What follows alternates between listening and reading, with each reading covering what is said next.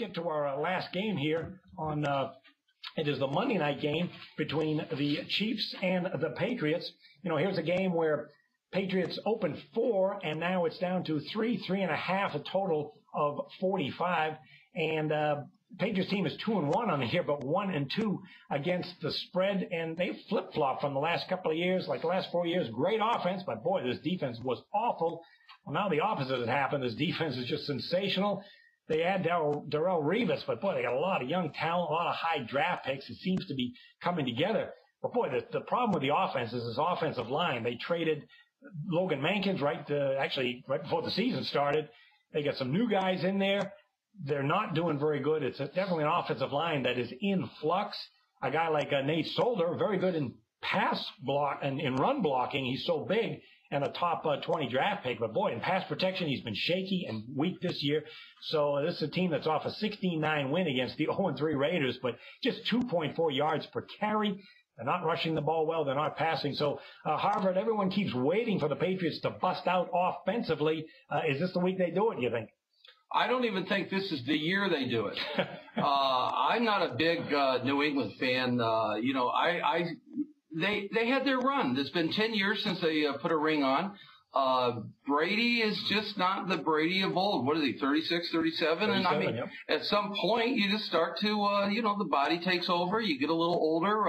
He doesn't have the presence around him. Like you said, their offense. I mean, it used to be you could count on that. They're 26 in passing, 22nd in rushing. They had 1 touchdown against the Raiders at home.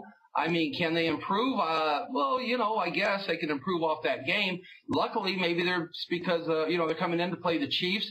The Chiefs, I had them penciled in as doing poorly, and then look what they did last week, just to screw your mind up. They go down and, defeat the Dolphins, but their offensive line is just decimated. They have nothing going there. Jamal Charles, who knows if he's going to play, if he could be effective this week. The worst thing is Alex Smith, 3 interceptions, and because of that bad offensive line, he suffered 11 sacks. So that's a killer right there. But when you look at the overall game, normally I would look at, wow, Arrowhead Stadium, that's a really hard place to play. Laying points on the road, that doesn't make any sense. Betting the Chiefs now the way they've been going, that's a tough thing to do. But when you look at the coaching with Belichick, there's one thing that he likes to do is he likes to beat any AFC team within his conference. He's 40 of the last 59 were winners against the AFC. So if there's nothing else to break the tie within the conference, Belichick wins. Take New England and lay the 3.5 points. All right, you look for a solid defensive effort there. And speaking of bad offenses, the Chiefs aren't that much to trumpet about. 25th in the NFL in passing, 13 in rushing. It's largely a conservative team. They started 0-2, but did get that first win last week going to Miami, shocking just about everybody. 34-15. They were 9 of 16 on third down, 174 yards rushing, despite Charles not being there. It was Niall Davis who stepped up with 132 yards. So, Zach, we have Andy Reid against Bill Belichick. Which coach has the better weapons on offense? Oh, my. I'm not sure either has the better weapons, but I'm leaning on the total here. Yeah, I'm leaning on the total here. What I saw last week with Kansas City, it blew my mind away. And usually I would go against them again, but I'm just not that confident in the Patriots just yet. I want to see a strong game from them before I look on the Patriots side of things. But Kansas City has the most basic vanilla offense in the NFL right now. I'm not sure what was going on down with Miami. I read an article on the Miami Sun Centennial that they're thinking about putting the coaches on the hot seat as well as the quarterback, Ryan Tannehill, might sit out this week because just about as bad as they played last week defensively and offensively. And Kansas City's offense, like I said, is very vanilla. Their bread and butter is quick screens, quick runs. They take away Alex Smith's downfield passing because they don't want the mistakes to happen. In Miami, they gave up just yardage after yards to Niles Davis and Joe McKnight on very simple plays. I mean, they were running quick flares to the right, quick flares to the left, quick flares to the middle, and they just could not stop these tailbacks. But the thing with that, and we saw this against Denver too, is with this simple game plan that they're running, teams aren't stopping it, but they're also killing the clock. I think against the Dolphins in the late third, fourth quarter, they had a drive of 8 minutes.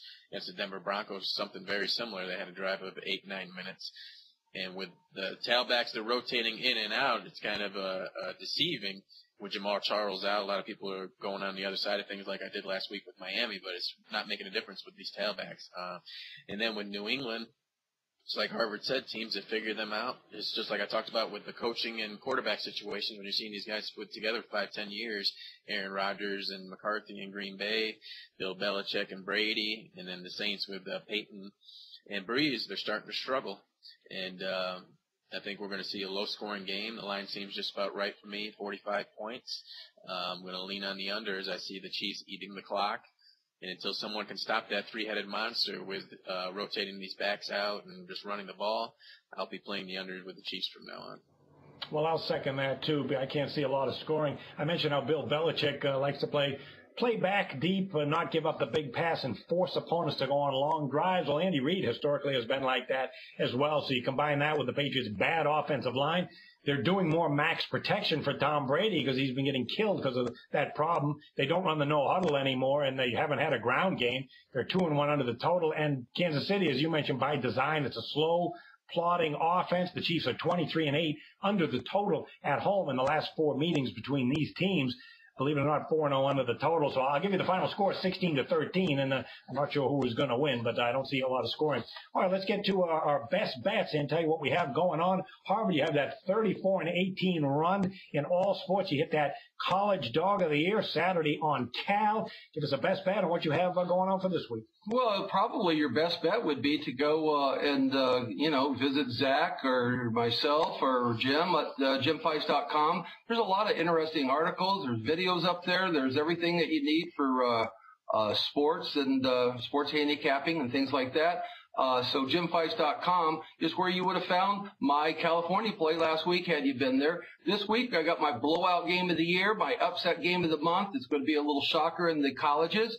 My NFL game of September. This should be the biggest final week of the month that I've had in some time. Going over to my best bet, there's a couple things I like in criteria. In fact, I was talking, it's going to be Jacksonville, just so you understand that. I made a bet last night. We were sitting around playing poker at one of the casinos, and I made a bet that Jacksonville from here on out will be a better against the spread, the point spread cover than the New England Patriots all the way through. And we took it even money. It was quite a huge wager. I really think that they're going to rally around Blake Bortles. I like that as a quarterback. I think the team likes it. He's fresh. He's new. He's going to be relevant. They put him in last week, and you know what? He responded. 228 yards in just one half of play. 2 touchdowns, and that's after having a little shaky start, the first series and things like that. I think they'll get Toby Gerhardt in the mix with him passing out of the backfield to his running back, keep a little, where they got a little balance so they can hit Cecil Shorts. I think this guy's the key. I think also the coaching staff there, they play hard for. They like this coaching staff. And the last thing is San Diego. They just had this big sandwich game. They beat Seattle. They traveled 3,000 miles back and forth to play Buffalo. The huge game, a huge win. I don't know how they did it. I still can't. I think they did it with mirrors, but they got that win. Now they come in and they play this who's going to get up for Jacksonville type game. They thought, wow. When they looked at the schedule all summer long, they see Seattle, then they see the road trip. Then they figured mentally for the last couple of months they could take a deep breath. And it's been programmed in their head for the last 3 months since the schedule came out that this week 4, Jacksonville, they can breathe deep, and then they'll get back into the conference game. So here's a sandwich game. I love taking double digits in the NFL. And finally, and I've said this probably this is my 4th straight week of talking about the NFL, you know you're on the right side when you walk up to the window and it makes you sick to take a bad team and put a lot of money on it. And here we've got that criteria. Jacksonville, they're no big deal. They're not a good team, but taking 13.5 points in this league, I think Blake Bortles gets the job done. And that should be another good best bet to run my best bet to 5-0 against these other fine handicappers, which I don't think they'll ever be able to catch up after this week. All right, Zach, September for you, the numbers really speak for themselves. 7-4 in the NFL, 10-2 in college football. You're also 3-1 with best bets on this show. So give us a best bet and tell everybody what you have going for this week. I'm going to look to strike again with my college and pro football packages. JimPrice.com is the website. You can find me on the top billboards and beneath the scrolls under the handicappers. Should have a relatively basic package this week, 4 to 5 college football players, as well as 3 to 4 in the NFL. Best bet this week. I haven't had one yet on the air yet in college football, but I'm going to go ahead and strike with this one with ASU against UCLA. And this one's an odd one for me. When I first looked at it, I was automatically leaning on the UCLA side of things. Thursday game, -5.5 at ASU. Taylor Kelly out with that ankle injury. So that means backup quarterback Mike McCovey has to come in. You got to remember last year they had a backup quarterback, I forget his name, but he was basically like a Cam Newton type that would come in and run quick design runs and bulldoze his way into the end zone. And he was the guy that ASU was going to lean on in case this type of situation happened, but he transferred out to get some playing time. I think it was for Alabama State or something like that. And Mike McCovey has came in twice this year and looked absolutely awful. But sometimes when that happens, you've got to think that the game plan wasn't designed for him. He sprung in action, wasn't prepared properly. And that happened a few weeks back against I forget the team they were playing, but he came in the fourth quarter and just played awful, didn't get the cover. And now this point spread flips this week against UCLA, who's supposed to be a top 10 team. I'm still not buying it. They're having their defensive woes. And last year against ASU jumped out them at UCLA 35-7 before UCLA got things figured out. So being the quick turnaround this week, Mike McCovey, he's a senior. He's been in this system for 3 years, and as a sophomore, he was the one that was supposed to beat out Taylor Kelly and the backup quarterback there. So he's getting his chance to shine, and I think ASU at home, under the spotlight, is going to be able to play well in this game. 5.5 is far too many points, and they have one of the best tailbacks that nobody knows about. Pac-12 doesn't get covered as much on network television, but you're going to see this guy this week, DJ Foster. Remember his name. He's going to go for up to 200 yards and maybe 3 to 4 touchdowns. He's already a statistical top of the charts type of guy, but they're going to protect McCovey running those quick screens, quick routes, and DJ Foster is going to light up UCLA's atrocious defense. We saw Texas with their freshman quarterback swoops design quick plays, and they worked to perfection, even though they didn't pull it out. But look for ASU and DJ Foster to keep themselves in this game. I'm not sure if they're going to win it, but I like the 5.5 points. Might even be able to get it to 6 by Thursday. And here's another last factor I'll mention in this game before I toss it to you, John. Brett Hundley, quarterback. We've been talking about high schools this whole episode. Where did he go to high school? Chandler Hamilton, or in Chandler, Arizona. So he's going to have some family and friends, the whole nine there, and that's definitely added pressure for Brett Hundley. He's supposed to be a top prospect quarterback. All right, we got you covered with Best Bets Thursday through Sunday. I'll go with the Detroit Lions in the NFL on Sunday playing at the Jets. You know, I can't trust Geno Smith to lead the offense when they're behind off that bad game on Monday night. And this, you know, they're a run-first offense, but the Detroit Lions defense, very talented up front. They're second against the run, third against the pass.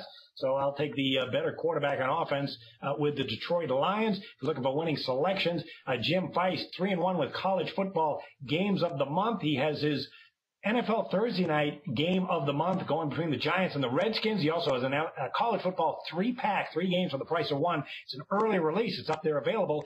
That and more at jimfeist.com. Good luck with the games, everyone, and we'll see you next week with another edition of the NFL version of Pro Life.